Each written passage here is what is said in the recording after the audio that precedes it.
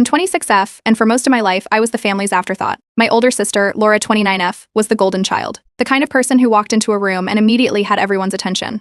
She was beautiful, popular, and could do no wrong in our parents' eyes. And me? I was the awkward, chubby little sister who existed in her shadow. Growing up, the comparisons never stopped. Laura was praised for everything: her looks, her charm, her effortless ability to make people adore her. Meanwhile, I was the smart one, which in our house was just a polite way of saying I wasn't special enough in any other way. Laura didn't just bask in her favoritism, she weaponized it. At family gatherings, she'd make comments about my weight, my lack of style, how I'd never get a boyfriend looking like that. At school, she ignored me unless she needed something. Online, she'd post funny stories mocking my social awkwardness, always followed by LOL, just sister things. Our parents brushed it off as sibling teasing. If I ever got upset, they'd roll their eyes and tell me I was too sensitive, that Laura was just joking. They loved telling the story of how, when I was 14, I tripped in front of Laura's friends, and she laughed so hard she cried. According to them, it was just a funny moment. According to me, it was one of the many times I wanted to disappear. Things came to a head when I was 18. It was at a family friend's wedding, one of those big fancy events where appearances mattered.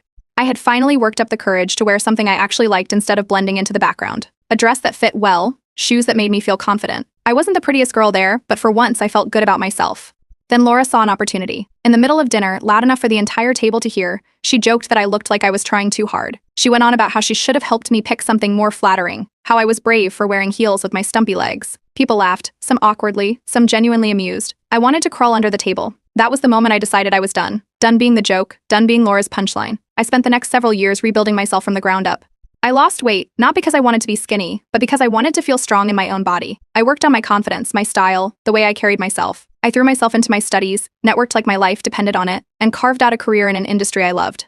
By my mid-20s, I was thriving. I had a high-paying job, a great social circle, and a life I had built on my own terms. People respected me, not because of who I was related to, but because of who I had become. Meanwhile, Laura's golden glow had started to fade. She had coasted through life on charm and good looks, never bothering to develop real skills. She married young to a guy who had money but no patience for her entitlement. That marriage was now crumbling, and she was struggling to keep up the perfect image she had always projected. But even as Laura's life fell apart, our parents still treated her like the victim. They tiptoed around her, made excuses for her mistakes, and of course expected me to step in and help. "She's having a hard time," they said. "She needs support." As if she had ever supported me. The first time I ran into Laura in years, it wasn't at a family event, it was at a professional one. I was there with colleagues, and she was there hoping to switch industries after realizing her past experience wasn't enough to land stable work. The moment she saw me, her eyes widened in disbelief. It was the first time she had to acknowledge that I was no longer the awkward little sister she could dismiss. A few days later, she reached out. At first, it was friendly, almost nostalgic. Then came the real reason: she wanted career advice. She was struggling to find work, and since I was so successful now, maybe I could help a sister out. I didn't say no right away. Instead, I asked her what she had been doing to improve her situation. Had she taken any courses? Updated her skills? Applied to jobs properly? Her response